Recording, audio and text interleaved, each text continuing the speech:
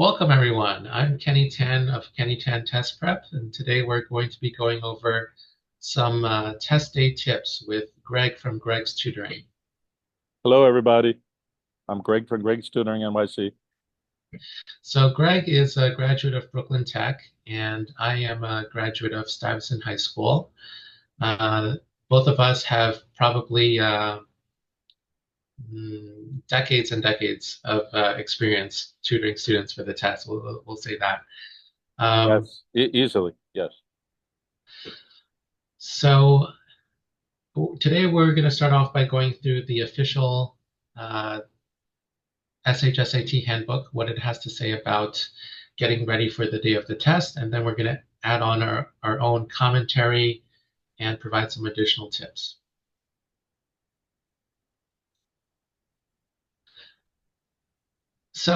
What to bring to your testing session? Of course, you must bring at least your test ticket signed by you and your parent or guardian, some sharpened number two pencils, because of course you cannot use a pen when you're gritting in when you're bubbling in your answers on the test.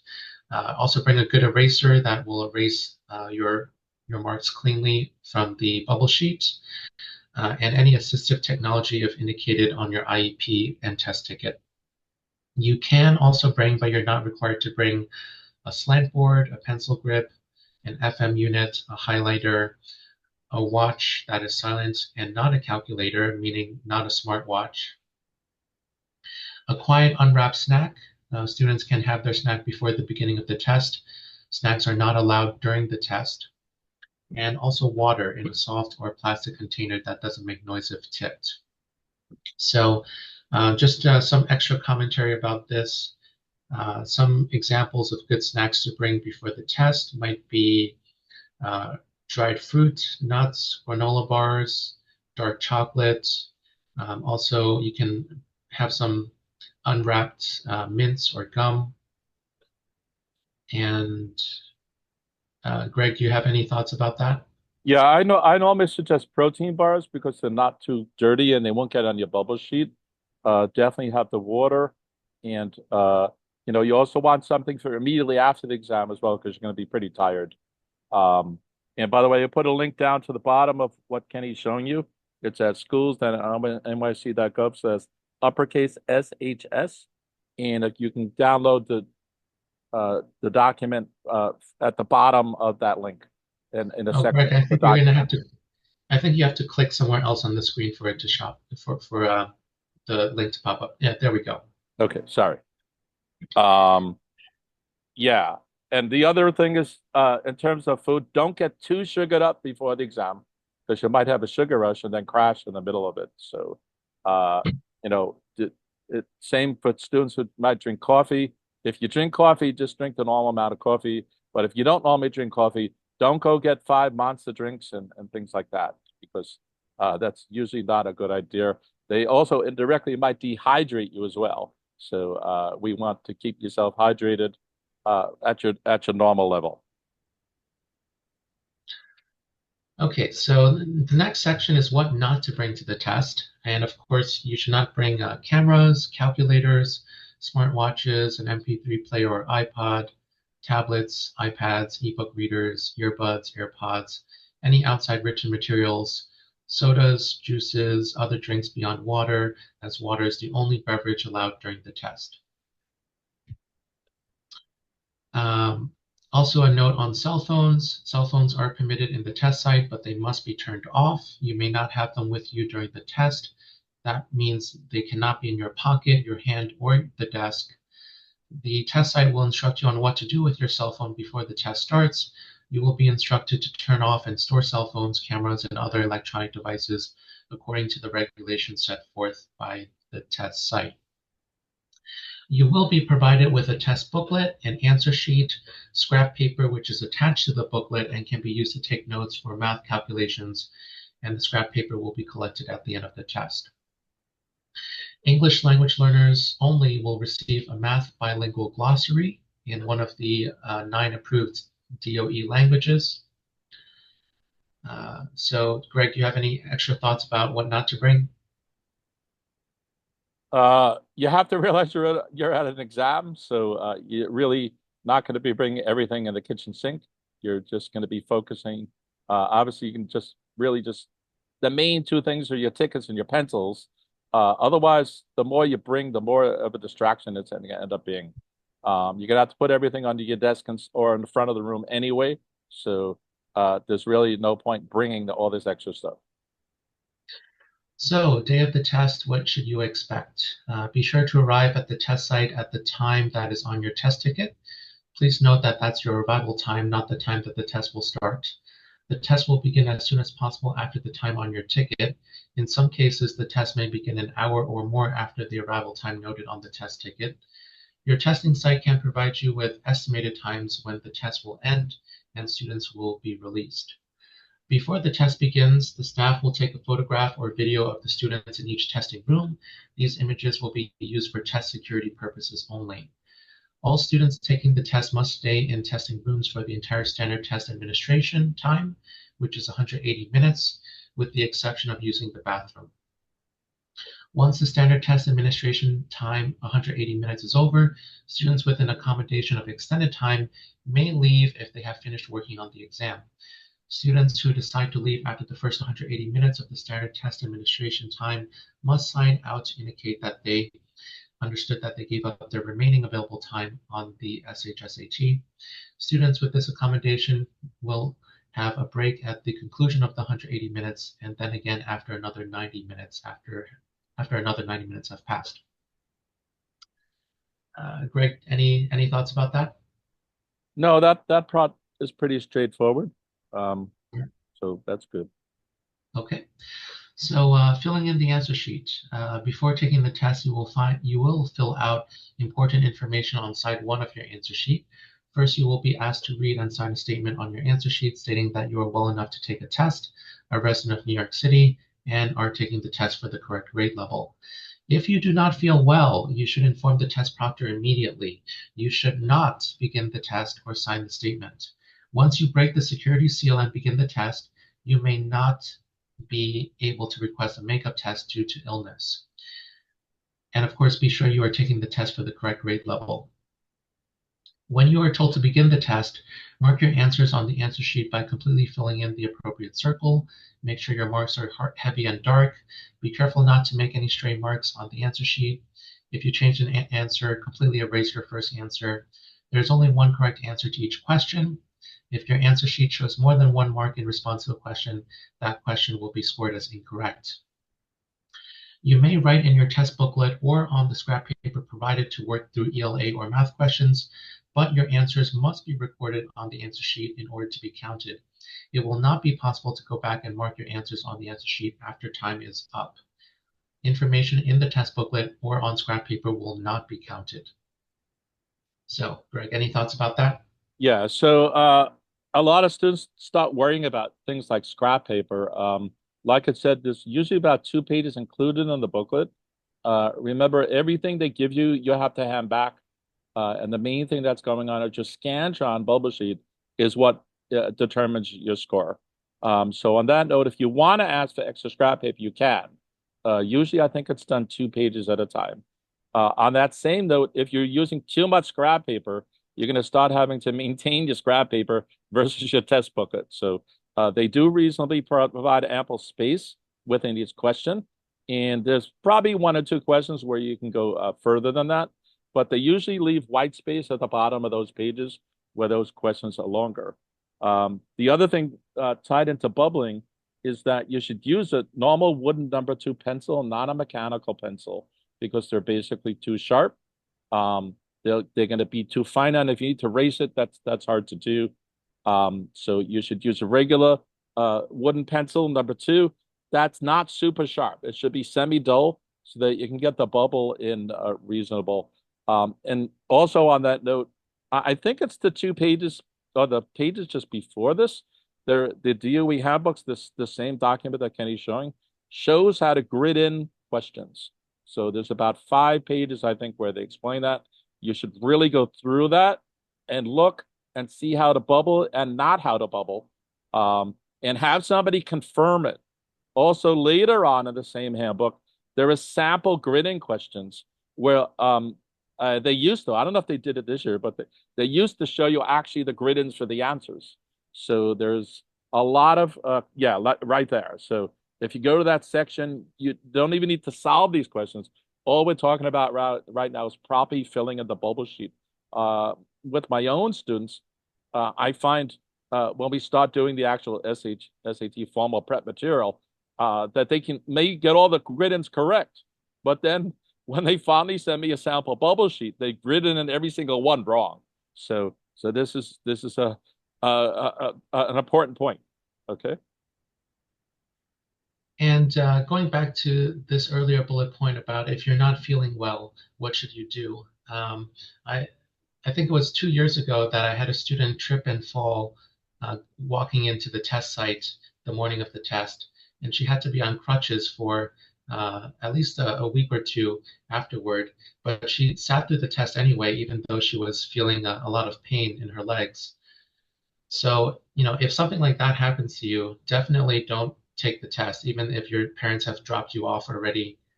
You really should definitely inform an adult at the test site that you're not feeling well, and they can help you out. Basically, you want to get a doctor's note and request a makeup test if you're not feeling 100% well the day of the test.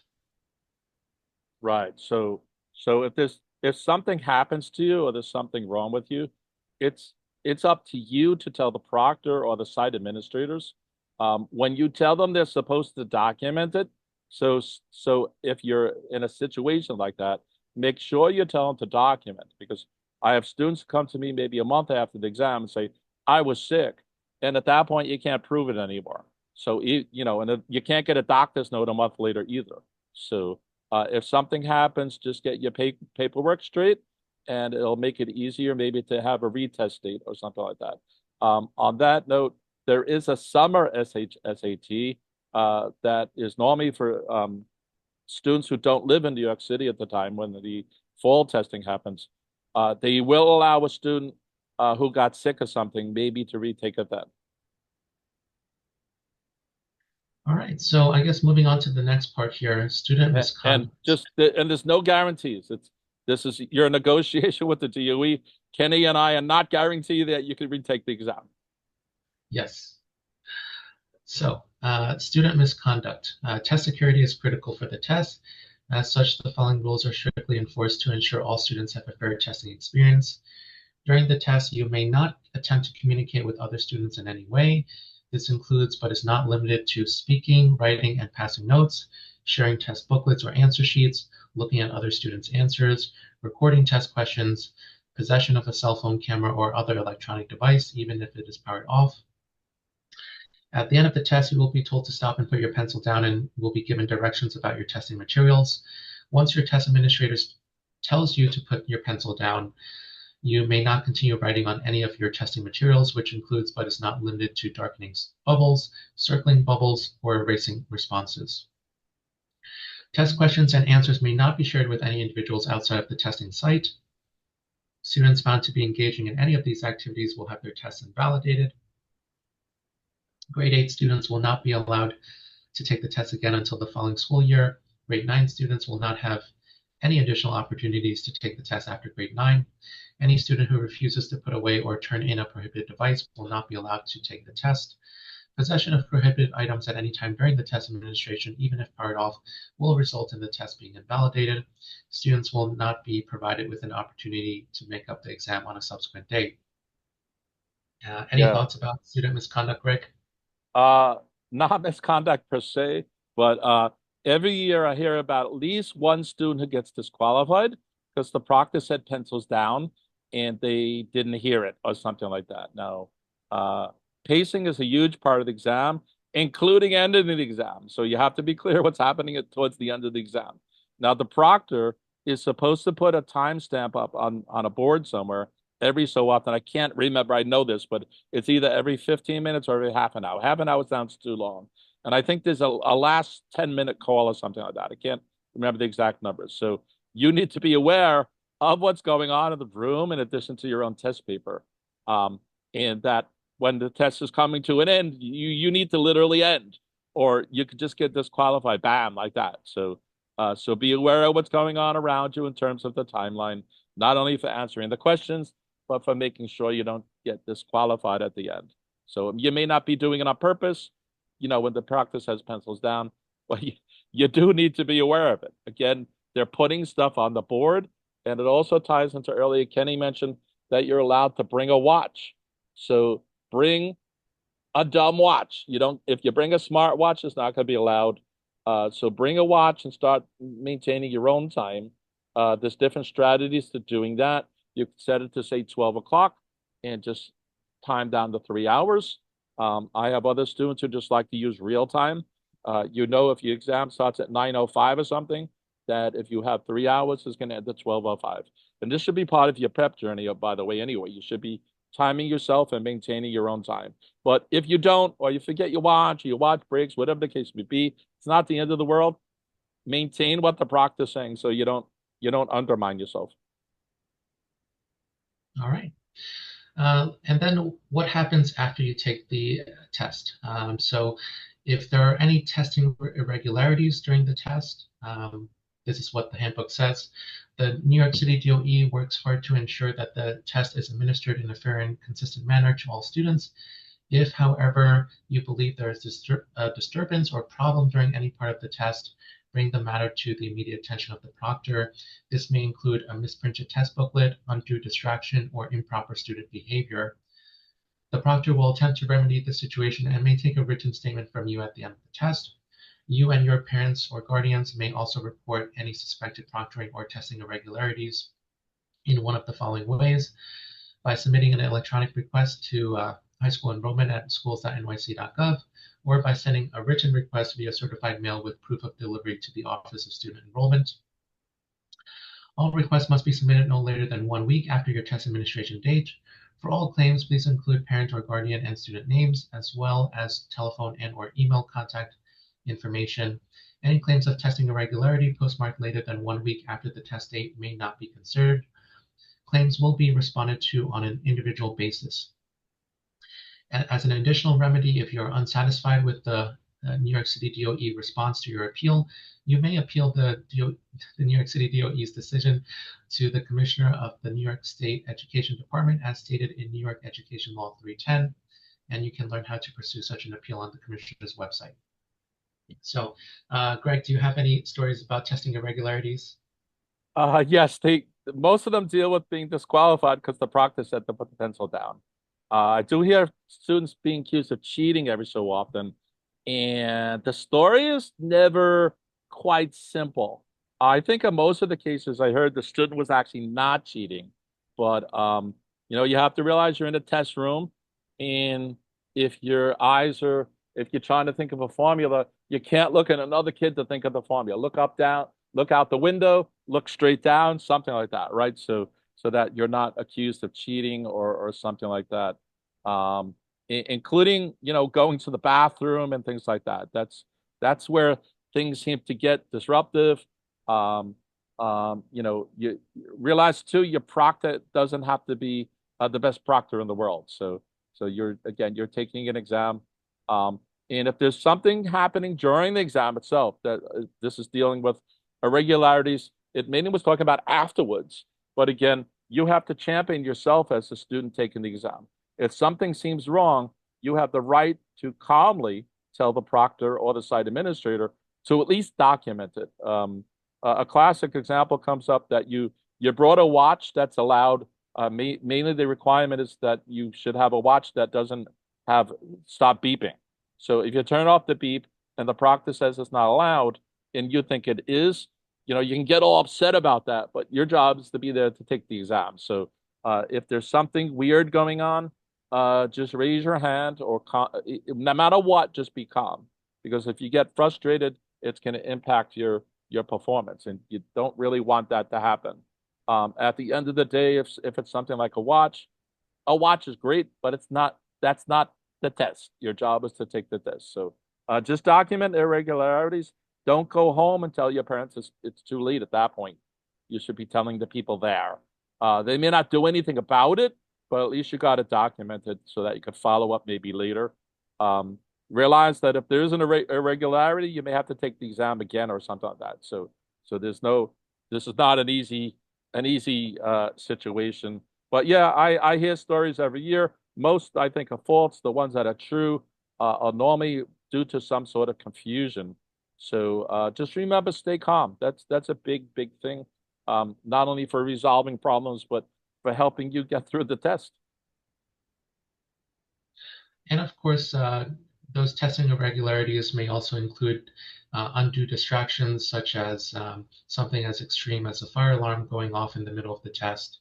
Of course, in that sort of situation, the proctor will most likely sort out the situation and fill out some paperwork so that every student at that test site can retake the test. But even the small distractions, like a student that may be reading the test material out loud as they're doing the test, that's something that you'll want to bring to the proctor's attention to minimize the distractions to other students nearby. Right. That's a good example of things I've heard over the years. So there might be the kid next to you shaking their leg. There's not too much a proctor can do about that, but you should ask them. Or a thing I heard about last year was her car alarm was going off for like half an hour. That can be a distraction. So on the flip side, although you should study and prepare in a quiet space, if you're in a soundproof room, that's probably not the job of mimicking the test environment. The test environment there's going to be a proctor up front, maybe walking back and forth, maybe somebody coming in and out of the room every so often, somebody getting up to go to the bathroom. So this is not going to be 100% peaceful scenario. You are going to have stuff out the window, even if it's not a car alarm, a fire engine might go past. So you do have to realize you can't perform in total silence. So and that's the way it goes. That's the real world part of this as well. So those are irregularities, but some of them are kind of regular irregularities, right? So somebody beeping their horn outside is we live in New York City, so it's going to happen. So but if anything is distracting enough, again, calmly just raise your hand, tell the proctor. They may not do anything about it, but at least you did what you could do for yourself. All right. Let's see. So I also have some additional notes here about things you can do before the test. So of course, the week before you sit for the test, make sure to get a good night's sleep the night before the test, not too early and not too late. And then the actual night before the test, make sure you pack all your supplies ahead of time. As we mentioned, these are the things that you should definitely bring to the test session.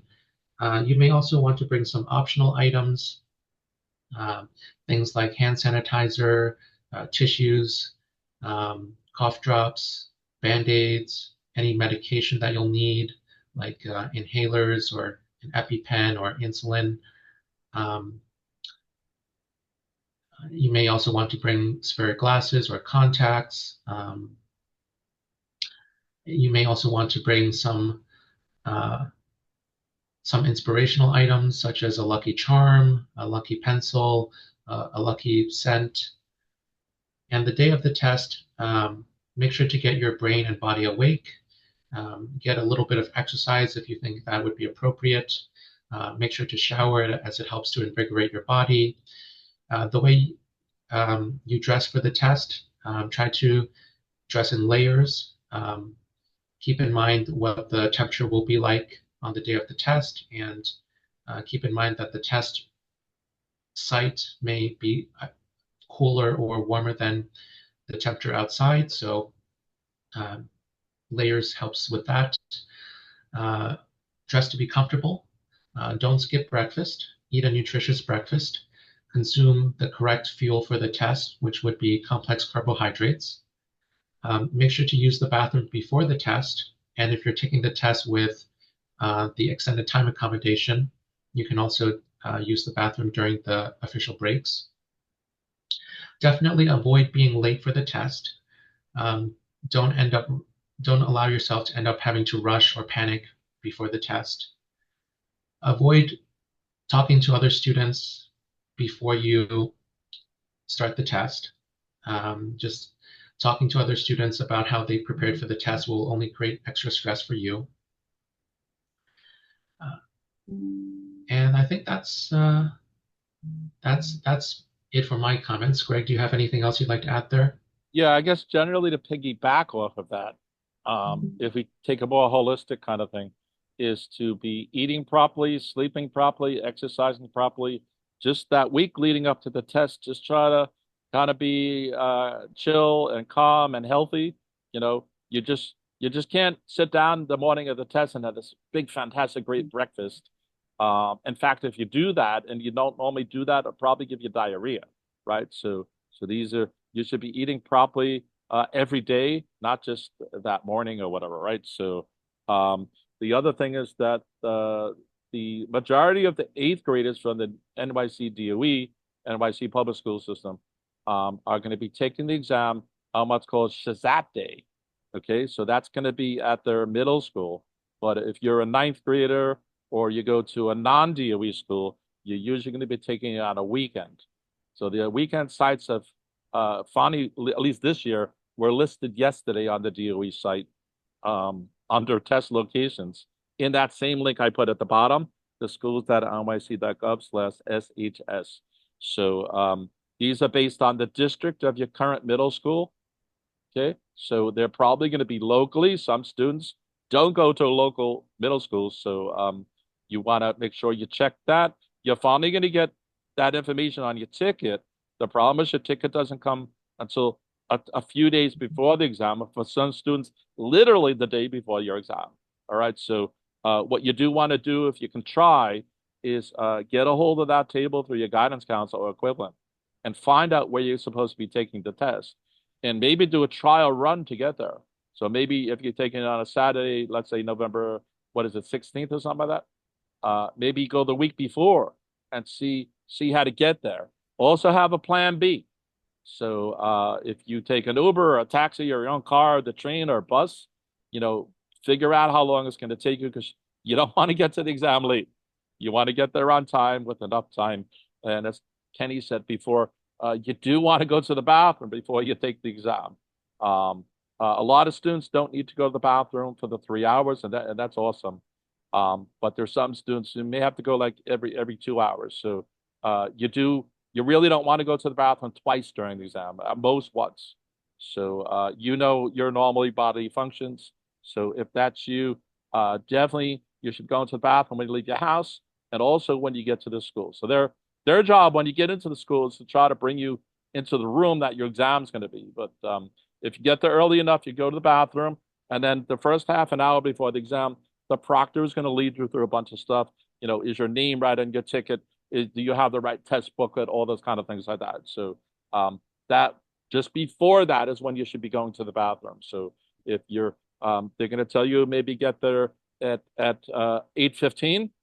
And then your test might start at 9:05 or something like that. So there's enough time. As soon as you get there, go to the bathroom, then you chill for a while. Because when the exam ends or it's close to the end, you don't want to have the feeling you need to go to the bathroom and you still have 20 questions left. You don't want that competition between the both of them. Realize that if you do go to the bathroom, that only one kid is allowed to leave the room at a time. You'll be escorted to the bathroom. And when you get to the bathroom, only one student at a time can go into the bathroom.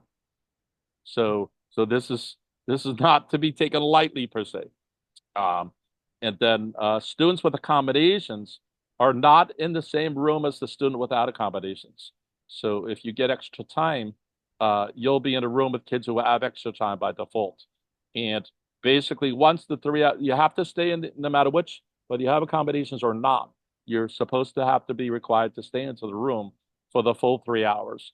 Now, students with accommodations will get a break where they can actually eat. So if you want to bring a little stronger snack than a protein bar, do that. You know, don't bring a full Thanksgiving meal, obviously. That doesn't make sense. And some schools actually will provide a meal for the students at those break times. Anyway, a student with accommodation, once they've done the 3 hours, they are allowed another 3 hours. And I think there's one more break after 90 minutes between the two of those. but they're allowed to leave at any time after the 3 hours. So if you want to spend 4 hours and leave, that's okay too. All right. And some final tips for students that struggle with test anxiety. Remember, it's important to stay calm during the test, and some ways that you can help yourself to stay calm is by breathing, grounding, and sensing. So what I mean by that is you can take a deep breath and exhale before you read the question. Again, take a deep breath and exhale before reading the answer choices. And again, take a deep breath and exhale before bubbling in your answer. For grounding, rest your feet on the floor, your legs, butt, and back supported by the chair. Relax your jaw and the muscles behind your eyes. For sensing, rest your eyes at regular intervals. You can even cover your eyes with the palms of your hands and take in 2 deep breaths after every reading passage or after every such number of questions in the math. You can also write down your worries ahead of time before you sit for the test. Try to write down everything that could possibly go wrong, get all of those worries out of your system, flush out all those anxieties so that you can be confident as you take the test. Also, you can write down some accurate and positive affirmations about yourself. And on the screen, I'll put in a list of some positive affirmations that you can repeat to yourself. And Greg, do you have any additional thoughts that you want to add before we wrap up? Yeah, on that note, the test taking experience should not be one of panic and craziness. This should be something that you learn. It's a learning process. It should be enjoyable, and it's something that you should definitely have fond memories of later on. So it's important to be calm and things like that. On the other screen, I don't know if he lost the annotation, but I was just putting a link down to my site where I have GregsTutoringNYC.com and also KennyTan.NYC, right? That's right. Now on my site, I have a sub link, which is GregsTutoringNYC.com/SHSAT-FAQS. And within there, I have a document that piggybacks off of this one called Breathe Stretch. So when you go onto the site, you can see that. I believe Kenny also has similar links to that on his site. I don't know what sublinks it is though, but under mine it's SHSAT-Facts. And I put both our links before, but I didn't know your sublinks. Mm-hmm. Okay, so because you have a blog or something on your site, right? So that's right. I do have blog posts on my website. So does that just automatically come up, or it's like /blog or something like that? I'm not sure. You'll have to visit my website and find out. Okay. Obviously, so my email is Greg's Tutoring. Here, let's write our respective emails on the screen. I'll put mine. I'll put mine at the top maybe here. And Kenny, you can write yours underneath there.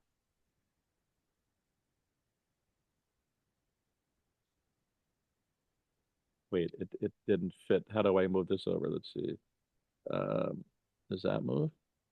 Okay, wait. Yep. I'll put it here. Wait, I think mine got messed up. Hold on. Yours got a little cut off at the border of the screen there. Okay, anyway, it's GregsTutoringNYC@gmail.com. Wait, where did yours is down there in the blue? Okay. Right. And we can both be reached. We're both easily accessible. We both normally will answer you literally within minutes. Oh, yeah, that breathe stretch thing there, right there. Okay.